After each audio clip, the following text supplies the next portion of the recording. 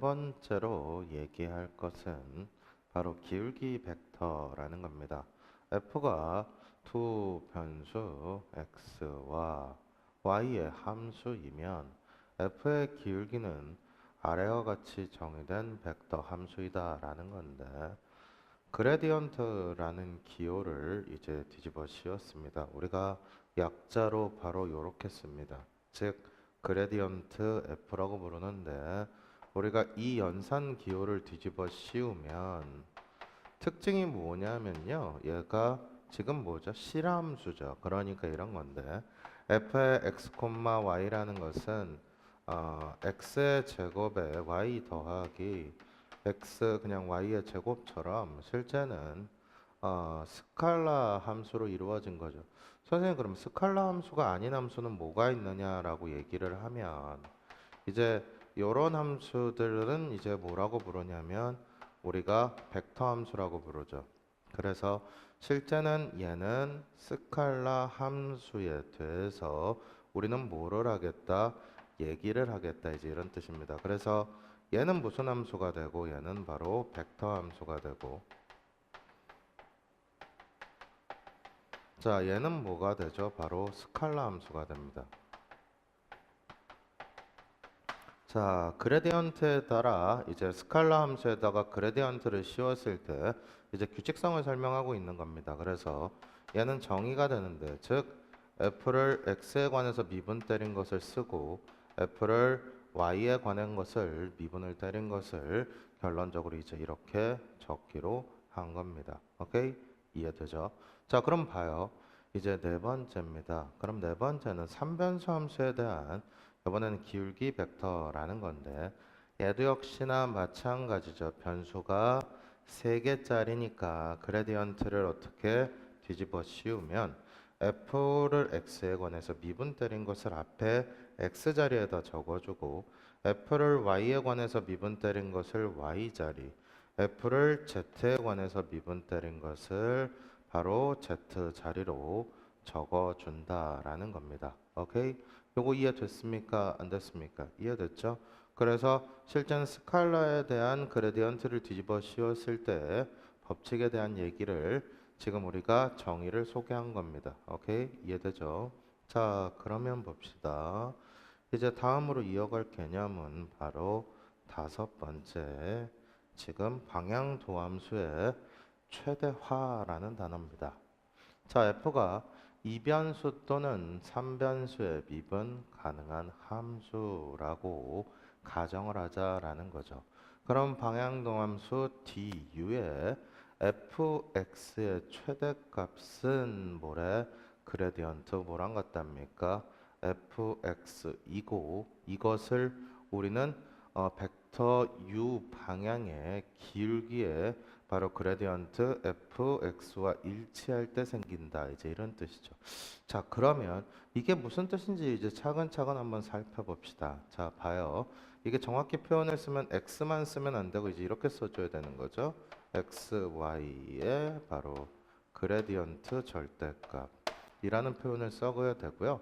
실제는 얘가 3변수가 되면 당연히 이 표현은 뭐로 바뀌어줘야 되냐면 바로 그레디언트 f의 x, y, z라는 표현으로 이제 좀 써줘야 되는 거죠.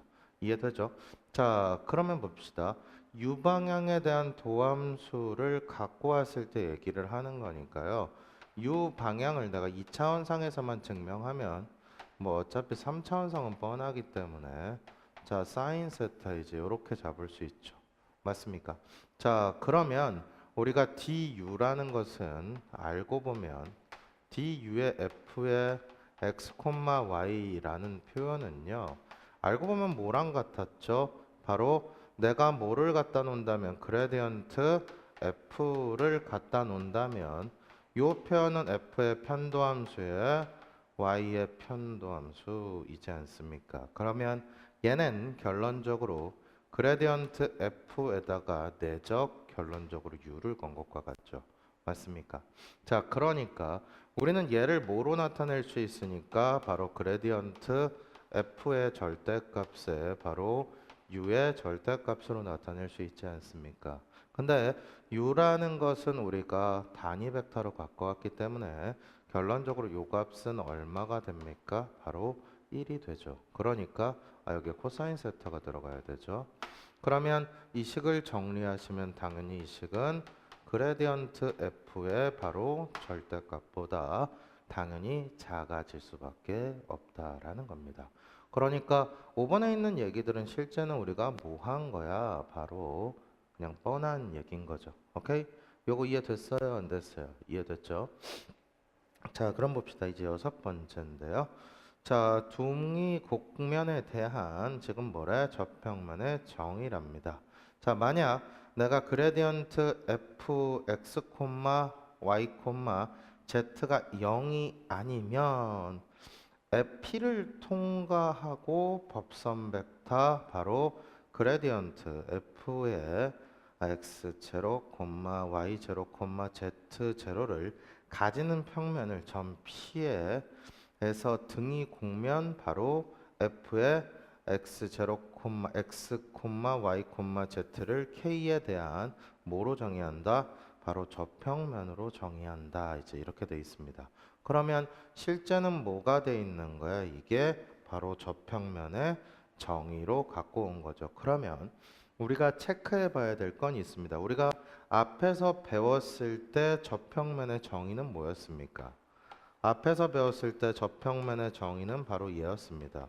어떤 곡선이 흘러가고 있고 얘가 z는 이꼴 바로 f의 x, y로 주어져 있는 우리가 뭐에 대해서 곡면에 대해서 우리는 얘를 갖다가 이렇게 잡아서 바로 요점에 대한 뭐를 잡으려면 저평면을 잡으려면 이 점을 기준점으로 곡선에 대한 두 개의 접선을 포함하는 평면이 바로 저평면이었습니다. 그러니까요, 이런 얘기죠.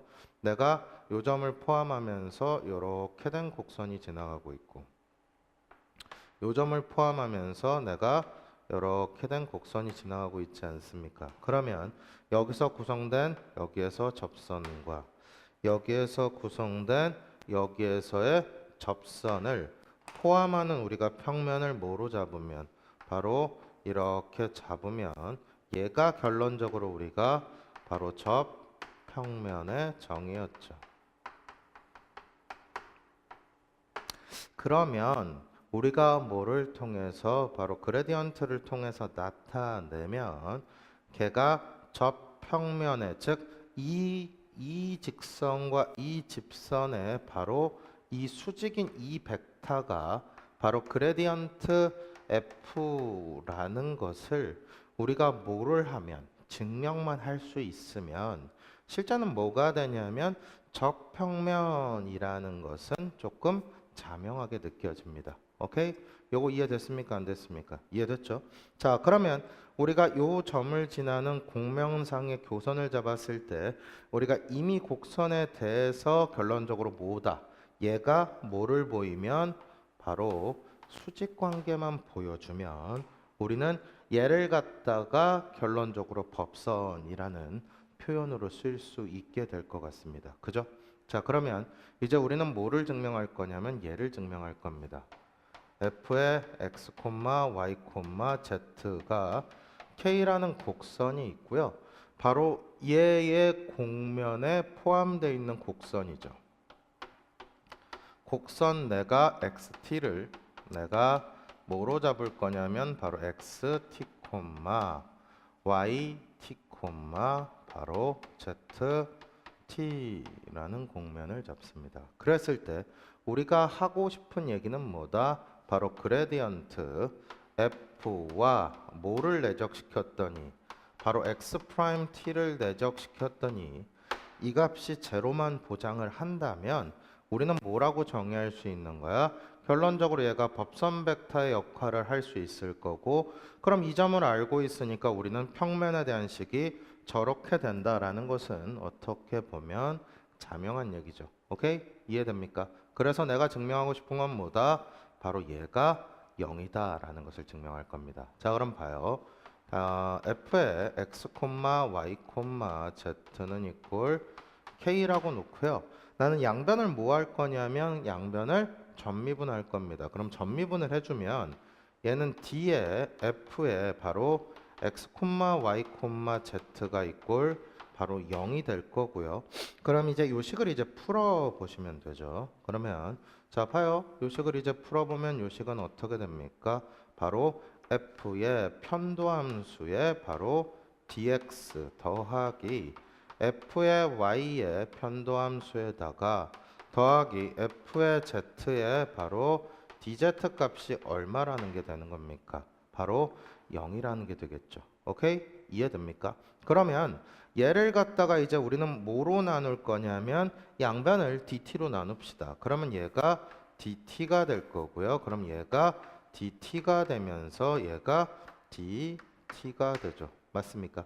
자, 그러면 얘가 의미하는 것을 이제 잘 살펴보시면 자, 그레디언트 f라는 것은 뭐죠? 바로 fx, fy 그 다음 fz지 않습니까? 자, 그 다음에 x 프라임이라는 게 의미하는 것은 바로 dx분의 dt 그 다음에 dt분의 dy 그 다음 뭐가 되죠? 바로 dt분의 dz이지 않습니까? 그죠?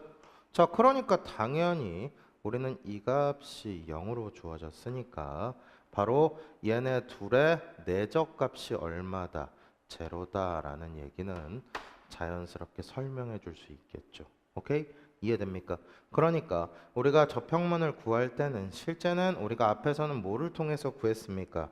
앞에서는 바로 z-z0에 바로 f의 편도함수의 x0, y0에 x-x0 그 다음 더하기 f의 y에 x0, y0에 바로 y-y0를 통해서 우리가 저평면을 구했지만 실제는 우리가 이제 저평면을 구할 때는 뭐를 통해서 계산을 하면 그레디언트를 통해서 계산하면 훨씬 이제 쉽다라는 얘기가 되죠. 오케이? 요거 이해됐습니까? 안 됐습니까? 이해됐죠? 자, 그다음 보겠습니다. 이제 7번째입니다. 자, 7번째는 이제 이거죠. P를 통과하고 저평면의 수직인 직선을 P에서 공면에 대한 뭐라고 부른다? 바로 법선이라고 부른다. 이제 이런 뜻이죠. 자, 뭐라고요? P를 통과하고 결론적으로 저평면의 수직인 직선을 P에서의 공면 S에 대한 뭐라고 부른다? 법선이라고 부른다. 그러니까 우리가 실제 그레디언트 바로 F의 x, y, z라는 것이 알고 보면 뭐가 된다라는 식과 같은 얘기입니까? 바로 법선이 된다라는 얘기하고 같은 얘기죠.